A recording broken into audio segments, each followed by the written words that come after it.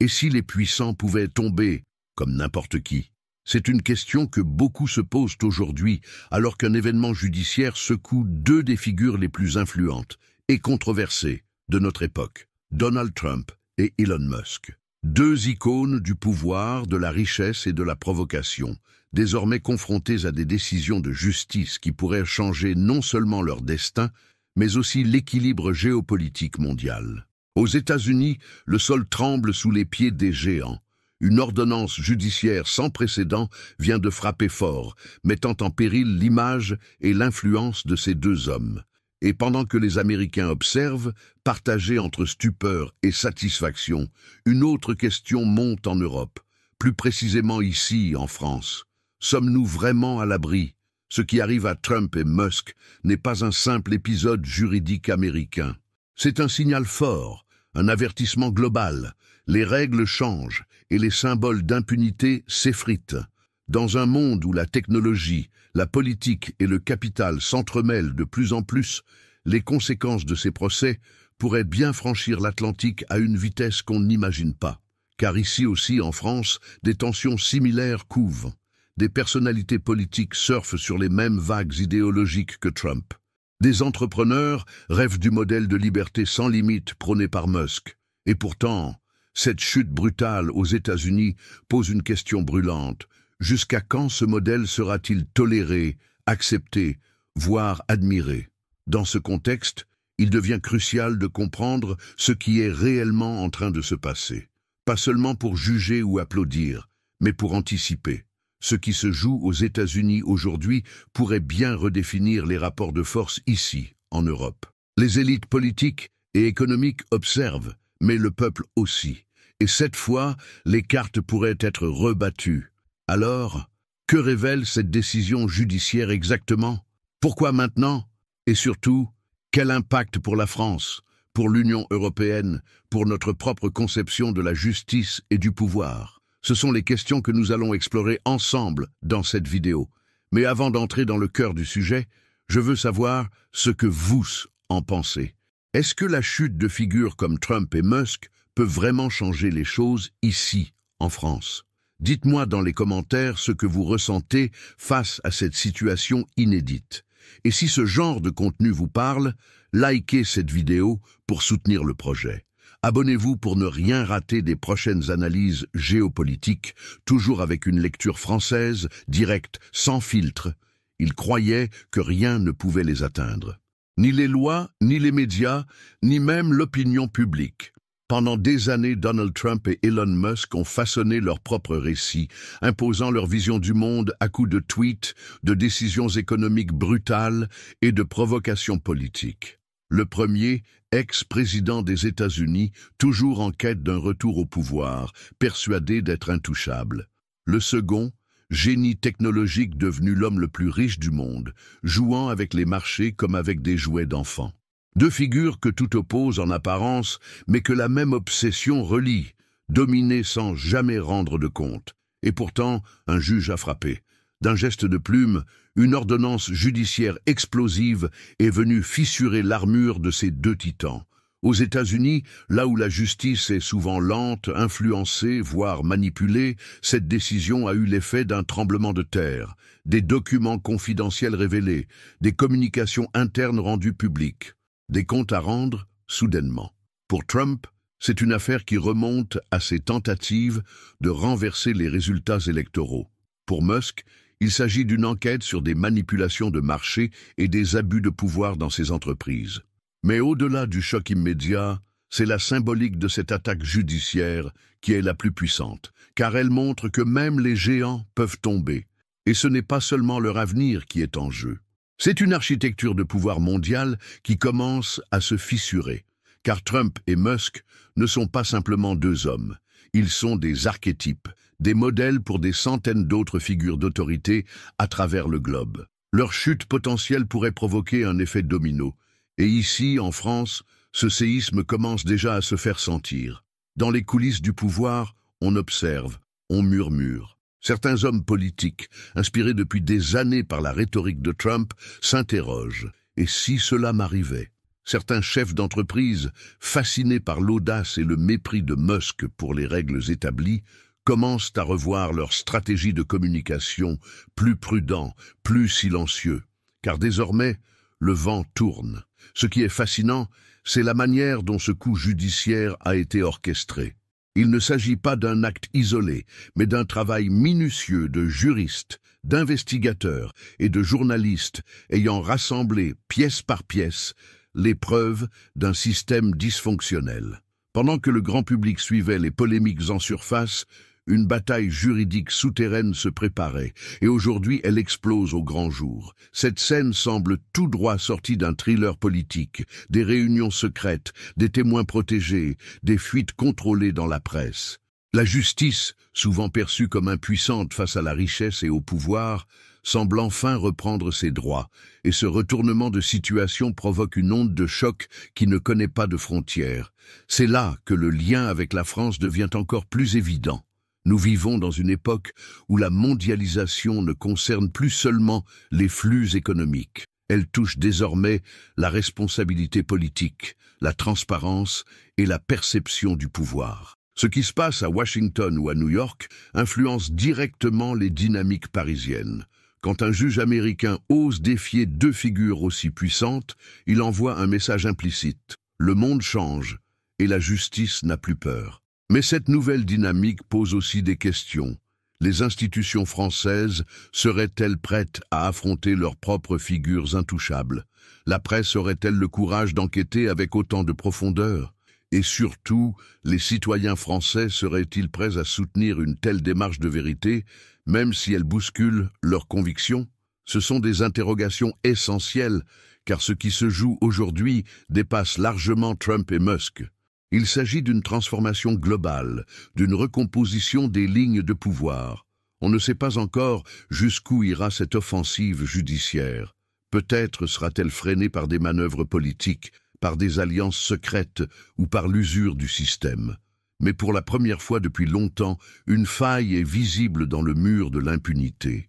Et cette faille pourrait s'élargir, gagner d'autres pays, d'autres secteurs, d'autres sphères. Alors, à vous maintenant. Que pensez-vous de ce coup de tonnerre judiciaire? Est-ce le début de la fin pour les figures intouchables? Ou bien s'agit-il d'un feu de paille, rapidement étouffé par les puissants? Je vous invite à écrire en commentaire une phrase simple mais symbolique. Même les géants peuvent tomber. Et si vous êtes encore là, c'est que ce sujet vous parle. Alors, n'oubliez pas de liker la vidéo, de vous abonner et surtout de partager cette analyse autour de vous. Parce que ce qui se passe là-bas nous concerne tous ici. La France observe, mais pas en silence. Ce qui se joue aujourd'hui aux États-Unis à travers le choc judiciaire qui ébranle Donald Trump et Elon Musk ne se limite pas à un drame national américain.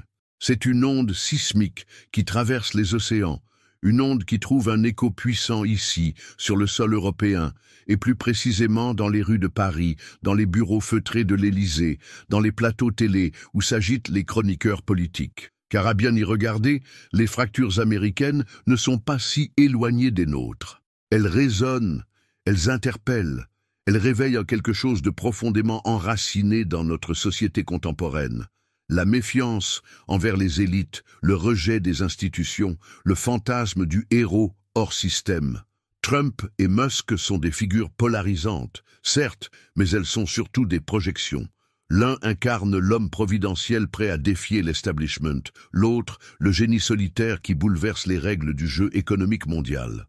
Tous deux ont fasciné une partie de l'opinion publique française, surtout chez les jeunes, les désabusés, ceux qui ne croient plus aux promesses traditionnelles. On a vu leurs noms circuler dans les débats sur Twitter, sur TikTok, dans les espaces de discussion où se mêlent géopolitique et culture pop. On a entendu des responsables politiques évoquer Trump comme un exemple de courage face au politiquement correct. On a vu des entrepreneurs tricolores rêver d'une liberté d'action totale à la Musk, sans frein, sans syndicat, sans contrainte. Mais que se passe-t-il quand ces symboles vacillent, quand la justice américaine rappelle brutalement que personne n'est au-dessus des lois, même pas ceux qui contrôlent des milliards, même pas ceux qui prétendent parler au nom du peuple? Ce qui se passe, c'est que l'on découvre les fissures dans les modèles que nous avions commencé à copier sans même nous en rendre compte, et ces fissures s'élargissent. Elles ouvrent la voie à une remise en question globale, pas seulement des individus, mais des récits qu'ils ont imposés. En France, cela se traduit par un frémissement. Ce n'est pas encore un bouleversement, mais c'est un début. Les médias commencent à poser des questions qu'ils n'osaient plus formuler. Les juristes revoient certains dossiers qui dormaient dans l'ombre. Même dans le monde des affaires, certains commencent à prendre leur distance avec les postures outrancières, réalisant que l'audace médiatique n'est plus une garantie d'immunité. Ce que Trump et Musk ont construit en termes de communication, de manipulation du récit, de contrôle de la narration, commence à se retourner contre eux. Et cette dynamique inspire des réflexions, ici, chez nous, sur notre propre rapport au pouvoir, à la vérité, à la justice. Il y a aussi un autre aspect, plus insidieux, plus psychologique, c'est cette fatigue collective face à l'arrogance. Pendant trop longtemps, une partie du public a glorifié ceux qui défiaient les règles, qui contournaient les lois, qui méprisaient les institutions. Mais aujourd'hui, ce récit semble s'essouffler. La chute de ces figures puissantes n'est plus perçue comme une injustice, mais comme un rééquilibrage nécessaire. Le discours change. Ce n'est plus « ils osent dire ce que tout le monde pense », mais plutôt « ils sont allés trop loin ». Ce glissement subtil est essentiel. Il montre que l'imaginaire collectif évolue, que l'on commence à revaloriser la transparence, la cohérence, l'intégrité. Et si cela prend racine, alors oui, ce qui se passe en Amérique pourrait bien être le début d'un réveil civique mondial. Mais rien n'est encore joué. Les résistances sont fortes, les réseaux d'influence sont puissants. Les soutiens à ces figures déchues continuent de crier au complot, d'agiter la peur, de présenter la justice comme un outil politique. Et c'est là que le rôle de l'opinion publique devient fondamental. Car une société ne change pas seulement par le haut. Elle évolue par les mots, les idées, les prises de conscience individuelles qui se transforment en mouvements collectifs.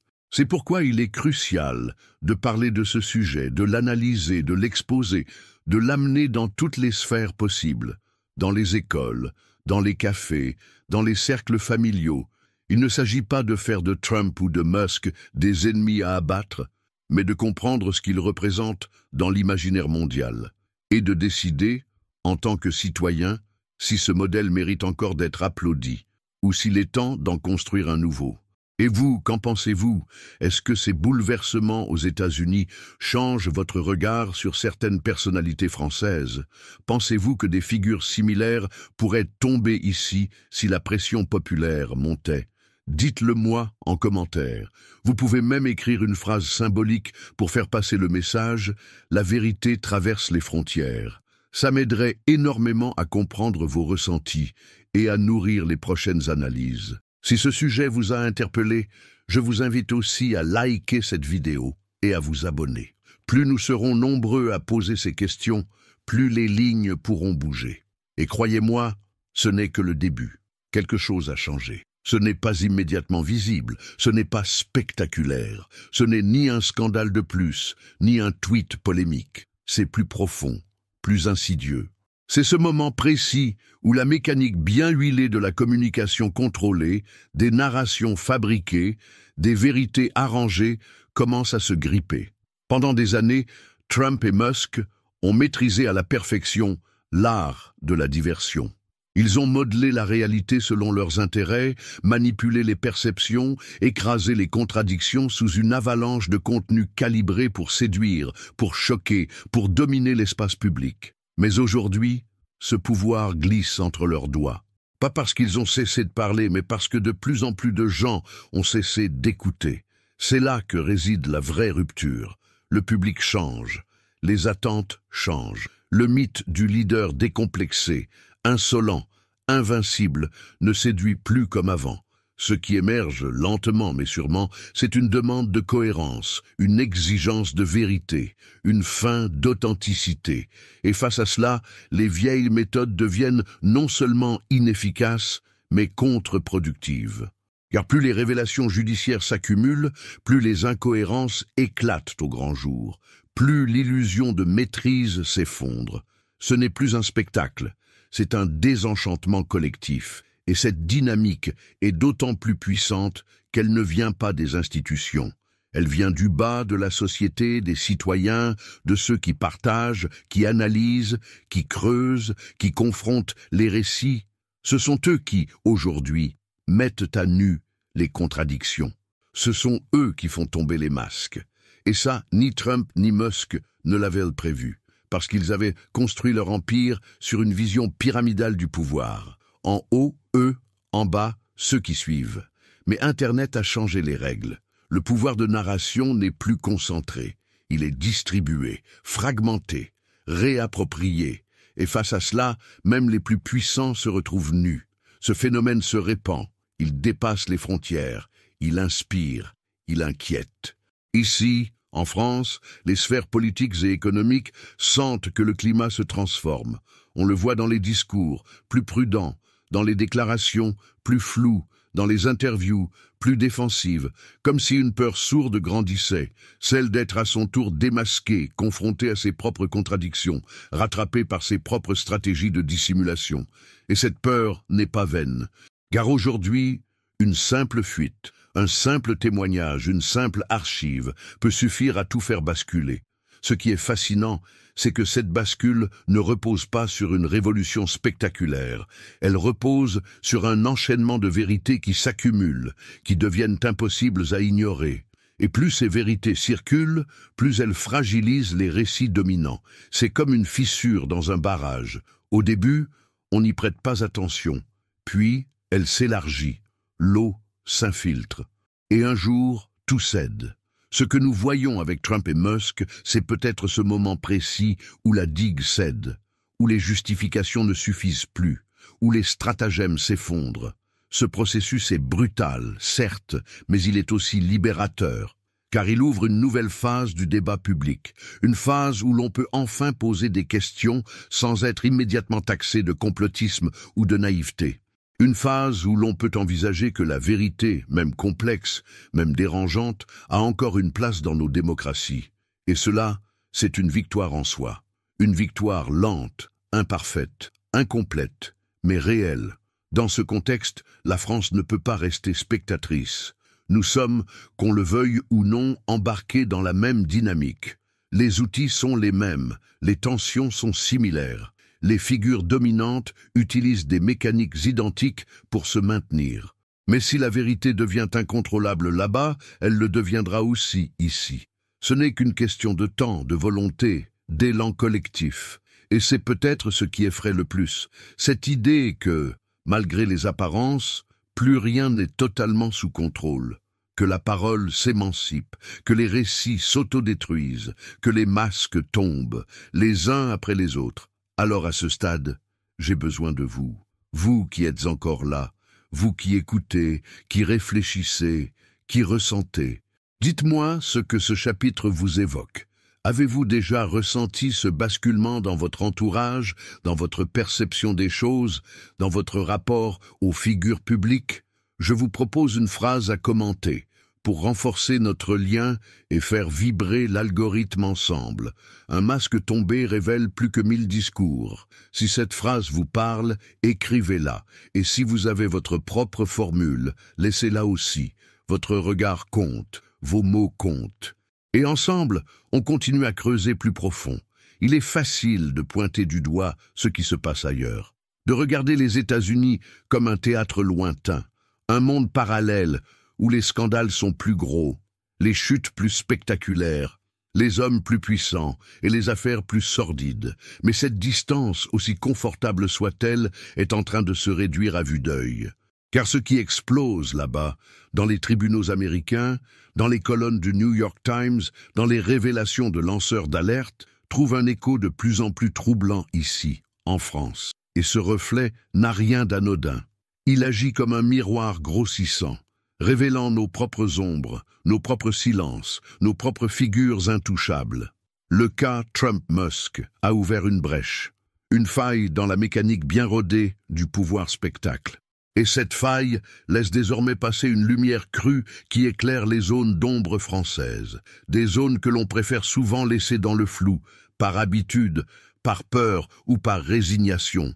Mais aujourd'hui, les lignes bougent, pas encore dans les tribunaux, pas encore dans les hémicycles, mais dans les consciences, car la France aussi a ses totems d'impunité.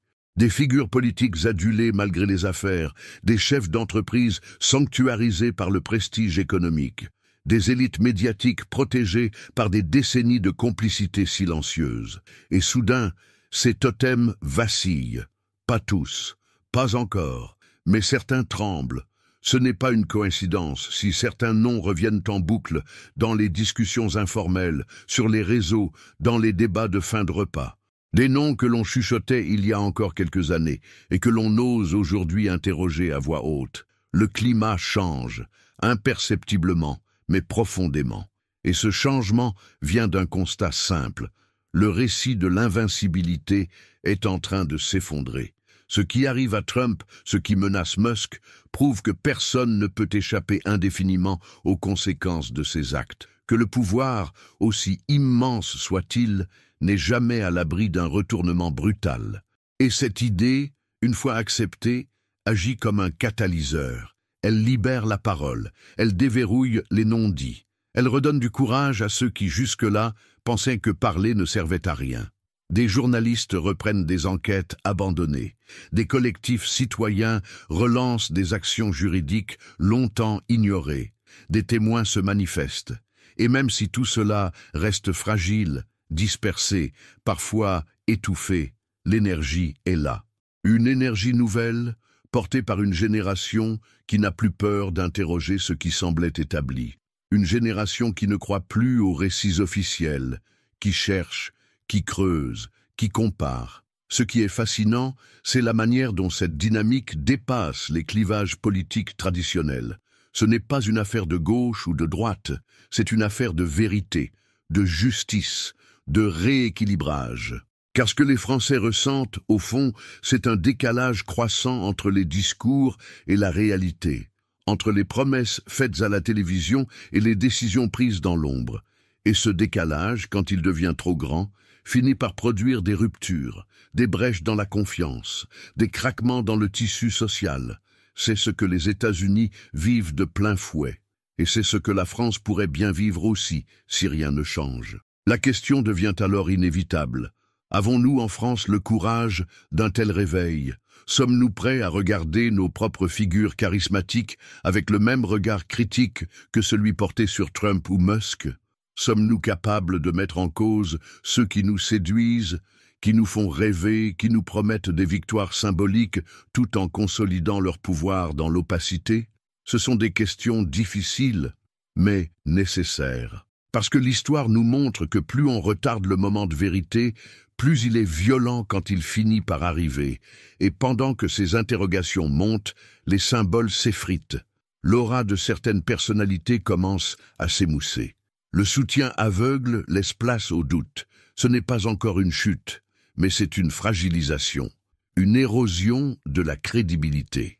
Et cela crée un terrain fertile pour une nouvelle exigence, celle d'un leadership responsable, transparent, ancré dans la réalité.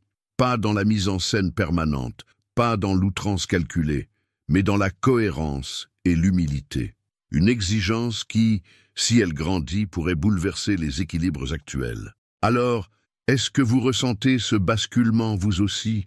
Est-ce que vous avez remarqué ces fissures, ces doutes, ces silences qui parlent plus fort que 1000 discours? Dites-moi ce que vous observez, ce que vous ressentez. Je vous propose de commenter une phrase qui, je crois, résume parfaitement ce que nous vivons. La France n'est pas en retard, elle est juste en miroir. Si cette idée résonne en vous, écrivez-la. Et si vous préférez vos propres mots, je veux les lire. Car ce dialogue, c'est lui qui donne du sens à tout ce que l'on construit ici ensemble. Il y a un moment dans chaque société où l'indignation ne suffit plus, où les scandales répétés, les révélations explosives, les chutes fracassantes ne produisent plus le même effet. Pas parce que les faits sont moins graves, mais parce que l'accumulation épuise. L'indignation devient un réflexe, presque une habitude. On s'indigne le matin, on oublie l'après-midi, on recommence le lendemain. Et dans cet engrenage, la colère se dilue, l'attention se disperse et le pouvoir retrouve petit à petit son équilibre. Ce mécanisme est connu, il est utilisé, il est efficace. Mais ce que nous observons aujourd'hui, à travers le cas Trump-Musk, c'est peut-être un point de bascule dans cette logique de lassitude. Ce que ces affaires provoquent, au-delà de la stupeur immédiate, c'est un lent déplacement du regard, un glissement de la fascination vers le doute, de la croyance aveugle vers la remise en question. Et ce glissement, bien qu'imperceptible au début, peut devenir une force irrésistible, car il reconnecte l'opinion à une idée trop longtemps abandonnée, celle que l'action est possible, que l'on peut reprendre le contrôle, que l'on peut faire plus que commenter ou partager, qu'il existe une autre voie que celle de l'indignation passive. En France, cette ligne invisible entre l'indignation et l'action est particulièrement fragile.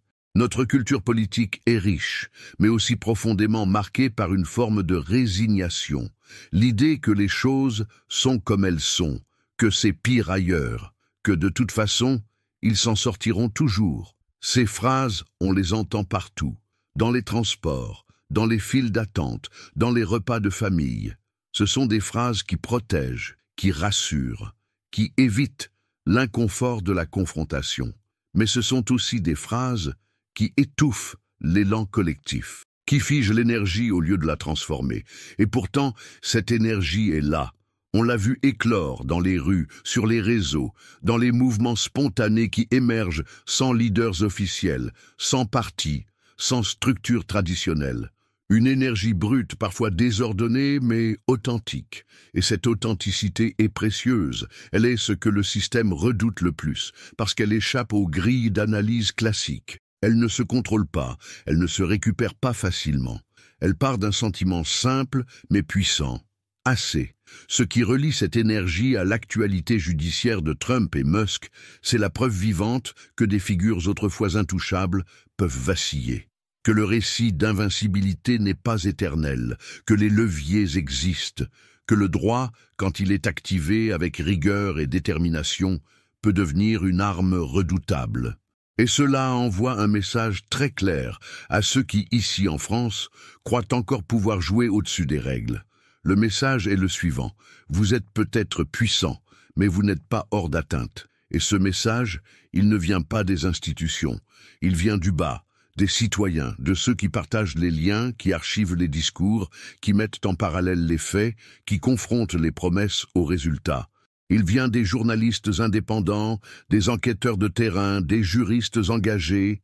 Il vient des enseignants qui forment les esprits critiques, des artistes qui questionnent l'ordre établi, des vidéastes qui, comme vous regardez maintenant, creusent là où peu osent aller.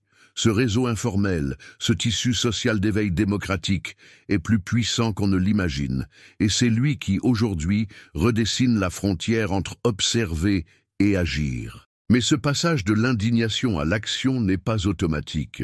Il demande un déclic, un événement, une phrase, une image, quelque chose qui vient toucher plus profond que les faits, quelque chose d'émotionnel, de personnel. C'est pour cela que ces histoires de pouvoir et de justice nous bouleversent autant, parce qu'elles nous renvoient à nos propres contradictions, à nos silences, à nos peurs. Elles nous forcent à choisir, continuer à regarder ou commencer à faire. Et ce choix, vous l'avez peut-être déjà ressenti en vous. Peut-être que vous vous êtes déjà dit « ça ne peut plus continuer comme ça ». Peut-être que vous avez déjà eu envie de faire quelque chose, sans savoir quoi. Ce que je veux vous dire aujourd'hui, c'est que ce sentiment est légitime, et surtout qu'il n'est pas solitaire. Des milliers d'autres le ressentent. Et si on l'exprime, si on le partage, alors il devient force. Il devient mouvement, il devient changement. Alors maintenant, j'ai besoin de savoir, vous, à quel moment vous avez senti que l'indignation ne suffisait plus? Qu'est-ce qui vous a réveillé? Qu'est-ce qui vous a poussé à vous questionner plus profondément? Dites-le en commentaire. Vous pouvez écrire cette phrase si elle résonne en vous.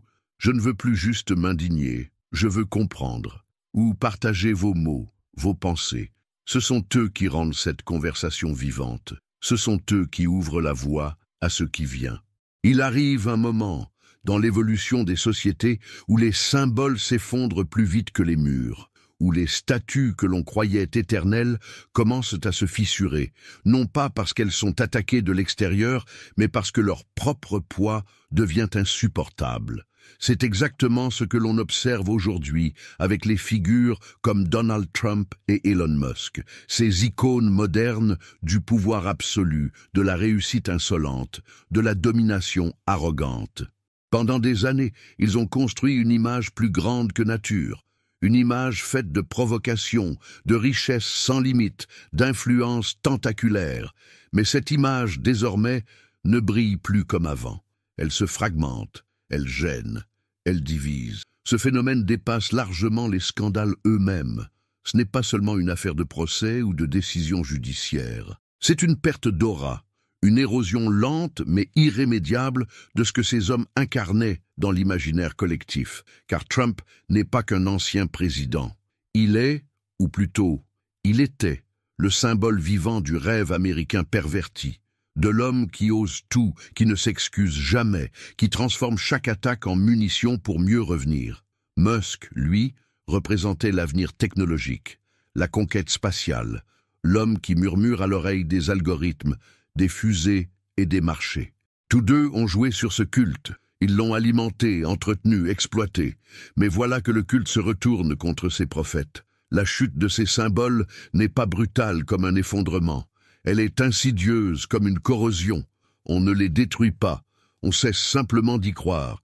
Et dans ce monde où la croyance fait la puissance, c'est encore plus fatal. Car, sans adhésion populaire, sans cette fascination aveugle, leur pouvoir commence à vaciller. Et ce vide, ce flottement n'est pas propre aux États-Unis.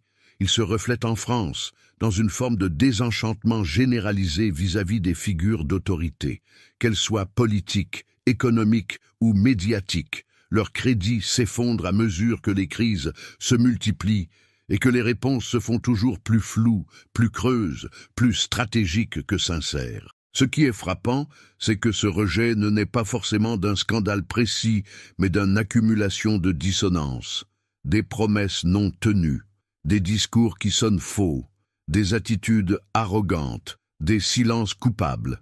C'est une fatigue morale qui s'installe, un besoin de sens, de repères clairs, de figures incarnées plutôt que calculées. Et face à cela, les anciennes figures de pouvoir deviennent des caricatures d'elles-mêmes. Elles parlent encore, elles s'expriment, elles défendent leur version, mais de plus en plus, elles parlent dans le vide. Leur langage ne traverse plus, leur posture ne convainc plus. Et dans ce contexte, la comparaison entre les dynamiques américaines et françaises devient encore plus intéressante. Car si les figures comme Trump ou Musk s'effondrent sur la scène internationale, c'est aussi parce qu'elles ne résonnent plus avec les attentes d'un public mondial de plus en plus lucide. Et cela force chaque pays à s'interroger. Quelles sont nos propres figures figées dans un passé qui ne fonctionne plus?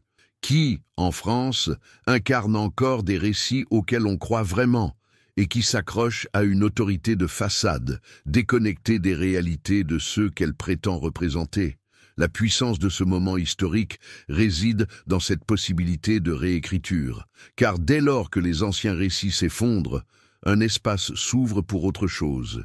Et cet espace, il est dangereux s'il reste vide. Il peut être récupéré par des forces populistes, par des discours extrêmes, ou pire encore, par le cynisme généralisé. Mais il peut aussi devenir un terrain fertile pour repenser ce qu'est une figure d'autorité dans le monde d'aujourd'hui.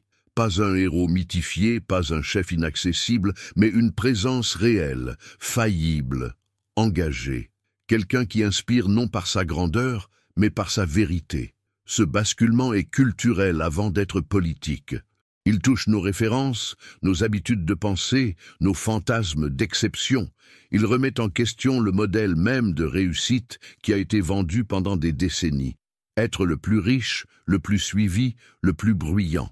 Et si l'on commençait à redéfinir ce que signifie réussir, et si l'on valorisait l'éthique plutôt que le buzz, la cohérence plutôt que la mise en scène, la parole mesurée plutôt que l'agitation constante, c'est ce genre de réflexion qui s'impose aujourd'hui. Parce qu'on ne peut pas simplement se contenter de regarder les idoles tomber. Il faut décider de ce que l'on veut mettre à la place. Il faut avoir le courage de penser l'après, de proposer autre chose, de reconstruire un imaginaire plus sain. Et cette reconstruction ne viendra pas d'en haut, elle viendra de là où vous êtes, là où vous regardez cette vidéo, là où vous discutez, partagez, doutez, vous posez des questions. Alors je veux savoir, pour vous, quelle est la figure publique qui vous a le plus déçu ces dernières années? Qui symbolise, selon vous, cette fracture entre le pouvoir et la réalité? Écrivez-le en commentaire. Ou si vous préférez une formule simple à partager, je vous propose « Le pouvoir sans vérité n'est qu'un spectacle ». Cette phrase peut nous unir dans cette réflexion collective, parce qu'ensemble, on peut vraiment changer le scénario. Depuis toujours, le pouvoir se joue autant dans les faits que dans les mots, dans la manière de dire, de cadrer, d'habiller une réalité. Trump et Musk, chacun à leur manière, ont été des maîtres dans l'art de façonner un récit, un mythe personnel, une image si solide, si omniprésente, qu'elle finissait par prendre le dessus sur la réalité elle-même. L'un à travers ses meetings incendiaires, ses slogans martelés comme des mantras, ses vérités alternatives proclamées avec une assurance théâtrale. L'autre avec ses tweets provocateurs, ses annonces visionnaires, sa capacité à créer un futur narratif si séduisant qu'il paralysait toute critique rationnelle. Ce que ces deux hommes ont parfaitement compris, c'est que dans un monde saturé d'informations, celui qui contrôle le récit contrôle la réalité. Et ce pouvoir narratif, ils ne l'ont pas inventé, ils l'ont simplement poussé à son paroxysme. Ils ont compris comment détourner la logique médiatique à leur avantage. Comment rendre chaque critique contre-productive, chaque scandale un tremplin, chaque mensonge un outil stratégique. Le plus effrayant dans tout cela, ce n'est pas qu'ils aient menti, c'est qu'ils aient réussi à faire croire que le mensonge faisait partie du jeu, que l'essentiel n'était plus d'avoir raison mais de gagner l'attention, de saturer l'espace public jusqu'à ce que la vérité se dilue dans le bruit. Et ça, c'est une stratégie qui s'est répandue bien au-delà des frontières américaines.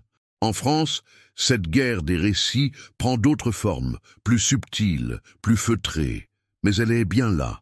On la retrouve dans la manière dont certains responsables politiques évitent les questions en parlant de perception au lieu de faits.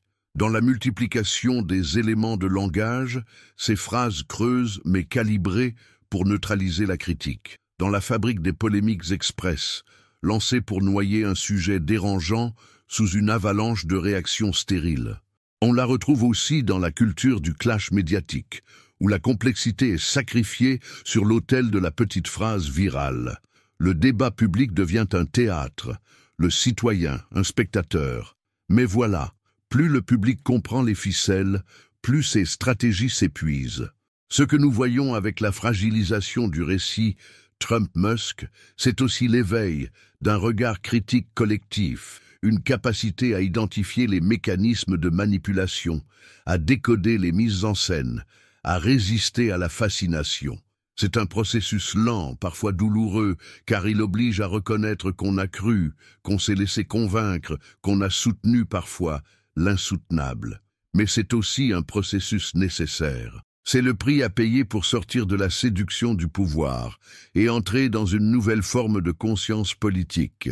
Et c'est peut-être là que réside la clé, dans notre capacité à reprendre le contrôle sur le récit, à écrire notre propre version des faits, à refuser les scripts imposés. Cela ne signifie pas tomber dans la paranoïa ou le complotisme, mais au contraire, développer une culture de l'analyse, de la nuance, de la vérification. Dans une époque où chaque tweet peut changer la bourse, où chaque image virale peut renverser une opinion publique, il devient vital de ne plus être simplement réactif, mais conscient. D'apprendre à détecter les mots choisis pour manipuler, à questionner les silences, à décrypter les intentions derrière chaque information. Ce travail commence par un changement de posture, refuser l'immédiateté émotionnelle, prendre le temps de lire entre les lignes, chercher les sources, comparer les versions, mais aussi se demander à qui profite ce récit. Pourquoi maintenant? Car derrière chaque message se cache une stratégie, et comprendre cette stratégie, c'est déjà reprendre du pouvoir. Ce que nous vivons aujourd'hui n'est pas simplement une crise des institutions, mais une crise du langage, une crise de la confiance dans le discours public. Et si nous ne réparons pas cela, si nous ne reconstruisons pas un espace commun de sens, alors les figures comme Trump ou Musk reviendront toujours, sous d'autres noms, d'autres visages, d'autres plateformes. Leurs méthodes sont reproductibles, leur impact viral.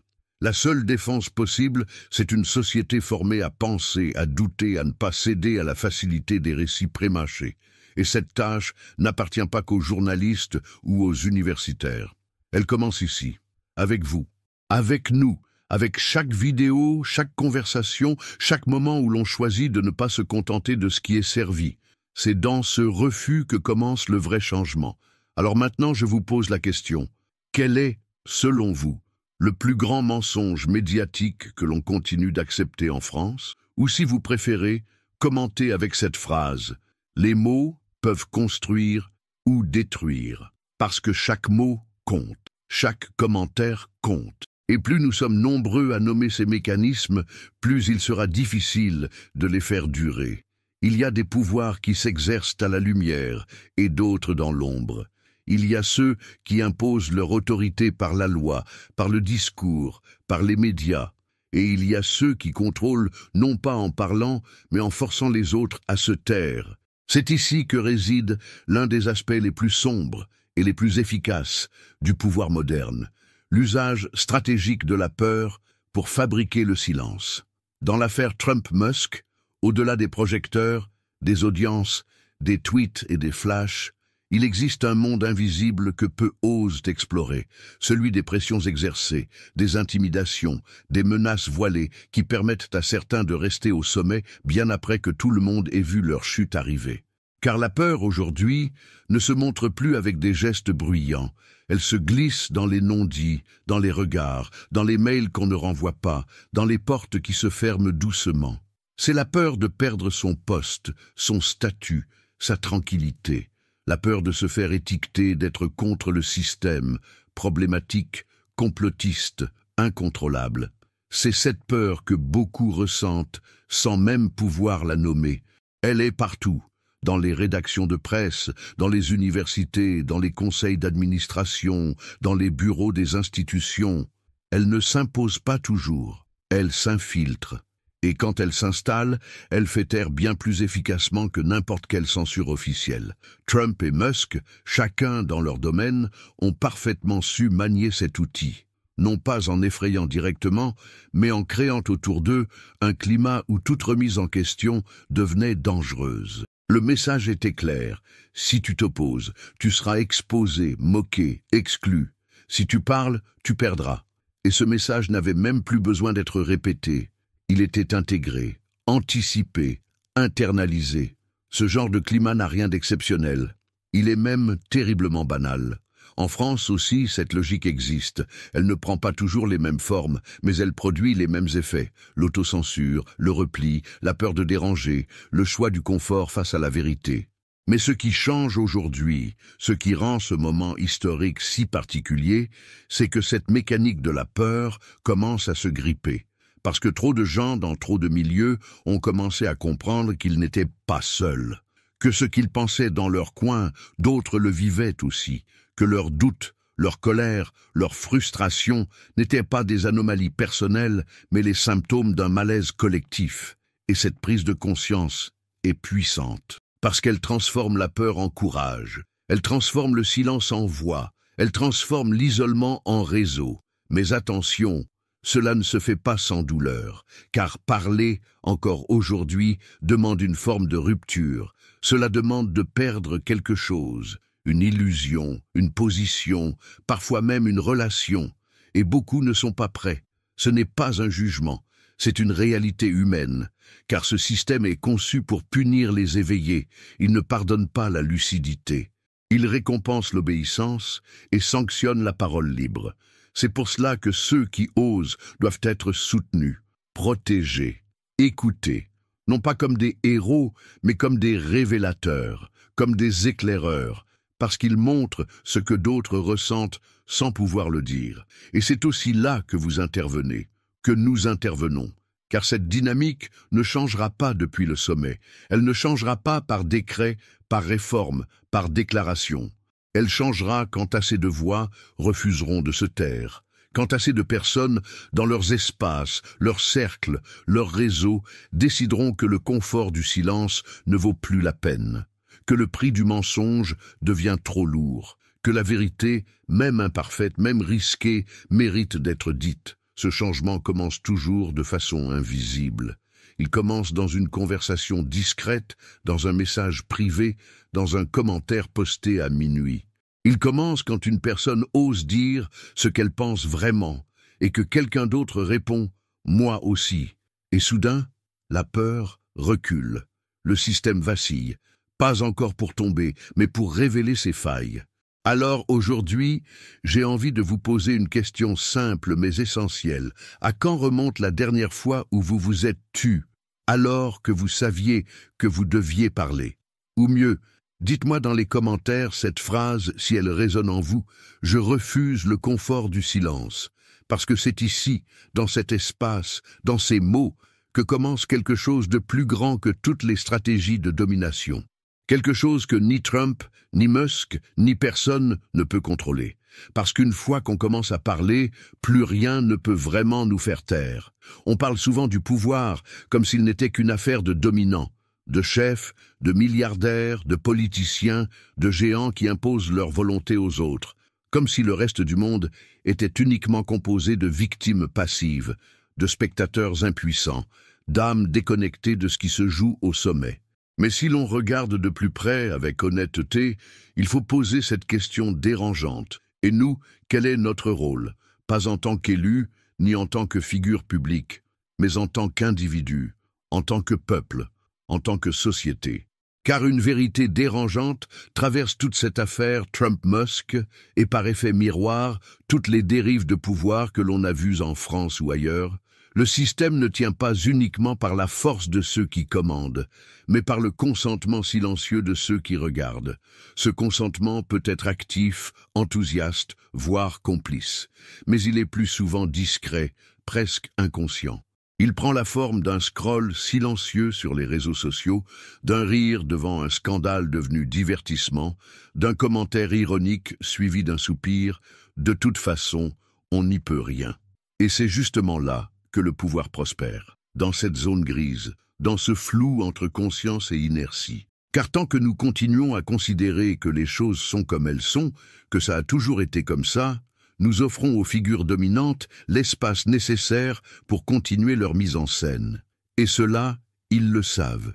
Ils savent que la majorité ne se révoltera pas, que l'indignation est éphémère, que le lendemain tout le monde passera à autre chose. C'est cette prévisibilité sociale qui leur donne leur vraie puissance. Ce n'est pas leur richesse, ce n'est pas leur intelligence. C'est notre fatigue. Mais il faut le dire aussi, cette fatigue est compréhensible, parce qu'elle vient d'un système qui a tout fait pour l'entretenir. Un système qui nous bombarde de crises, de peurs, de polémiques, de distractions. Un système qui brouille les repères, qui épuise l'attention, qui déforme les enjeux pour mieux les rendre abstraits. Dans ce brouillard permanent, beaucoup finissent par se replier, se protéger, détourner les yeux pour survivre psychologiquement. Et c'est normal. Ce n'est pas une faiblesse, c'est une stratégie de survie. Mais justement, survivre n'est pas vivre, et à un moment donné, quelque chose en nous se met à grincer. Un malaise discret, une insatisfaction qui ne part pas, un besoin de sens, d'action, d'impact. Et c'est ce frémissement-là, cette tension intérieure, qui peut devenir une force collective. Pas une révolution soudaine, pas une explosion de colère, mais une prise de conscience qui s'installe, qui s'infiltre dans les conversations, qui alimente des choix quotidiens, qui transforme la manière dont on lit l'actualité, dont on parle aux autres, dont on regarde ceux qui nous gouvernent. Cette transformation est discrète, mais elle est réelle. Elle commence quand on cesse de consommer l'information comme un produit et qu'on commence à l'interroger comme un symptôme. Elle commence quand on comprend que liker, partager, commenter, ce n'est pas rien. C'est aussi une forme de prise de position.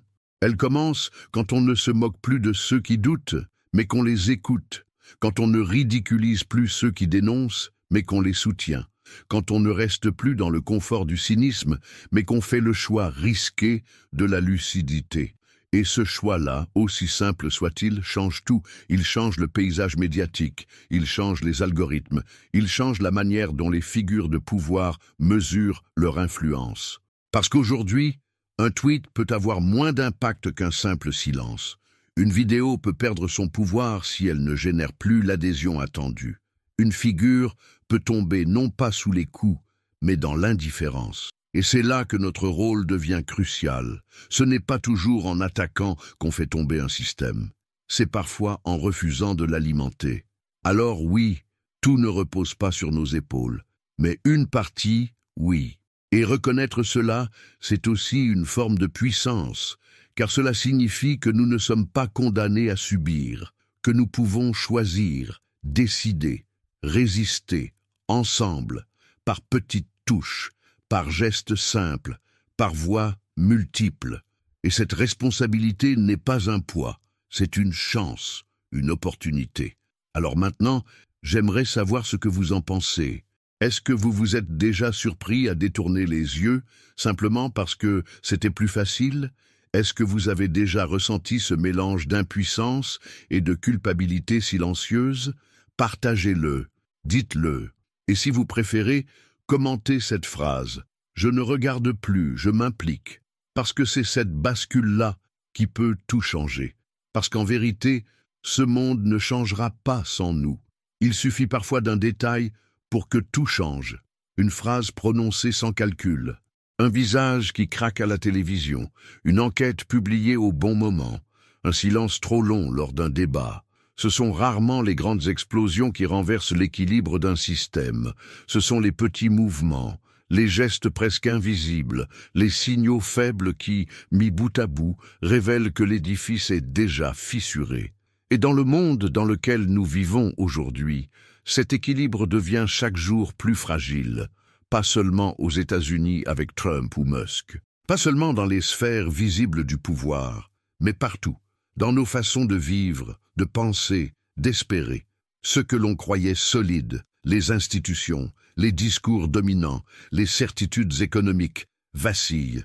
Pas parce qu'un ennemi les attaque frontalement, mais parce qu'ils ne tiennent plus face à la complexité du réel. Le monde change plus vite que les systèmes qui prétendent le contrôler.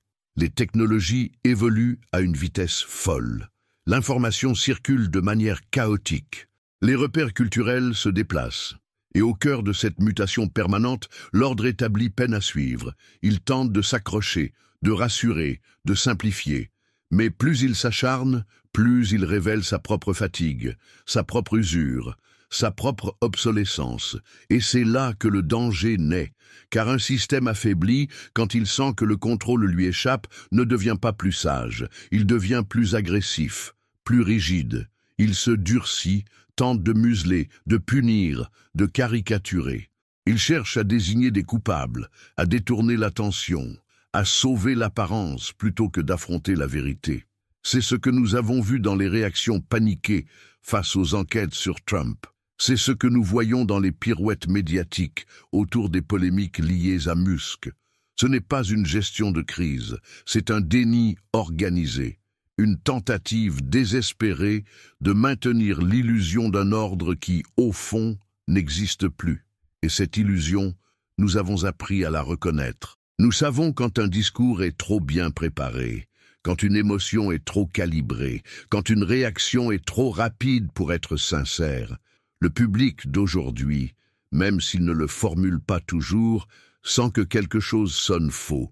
Il sent que l'équilibre est précaire, et cette conscience collective devient un facteur de basculement en soi, parce qu'elle crée un terrain prêt à l'éveil, prêt à l'action, prêt au changement. Mais ce changement ne viendra pas d'un miracle. Il ne viendra pas d'un nouveau héros politique. Il ne viendra pas d'une application magique ou d'un vote isolé.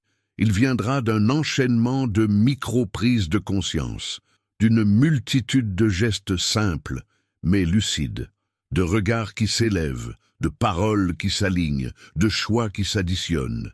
Et dans cette addition silencieuse se trouve une force que même les figures les plus puissantes ne peuvent plus contenir. Parce que cette force ne cherche pas à dominer, mais à exister, à comprendre, à vivre autrement. En France aussi, cet équilibre instable se fait sentir, dans les écoles où les enseignants n'arrivent plus à transmettre ce qu'ils ne croient plus eux-mêmes, dans les entreprises où le sens du travail s'effondre, dans les familles où les tensions politiques s'invitent à table, dans les rues où les colères s'accumulent sans direction claire. Ce n'est pas une guerre civile, ce n'est pas une révolution classique, c'est une tension continue. Un bruit de fond qui ne s'éteint jamais, un inconfort généralisé qui indique que quelque chose ne tient plus. Et cette sensation, nous l'avons tous ressentie à un moment ou un autre.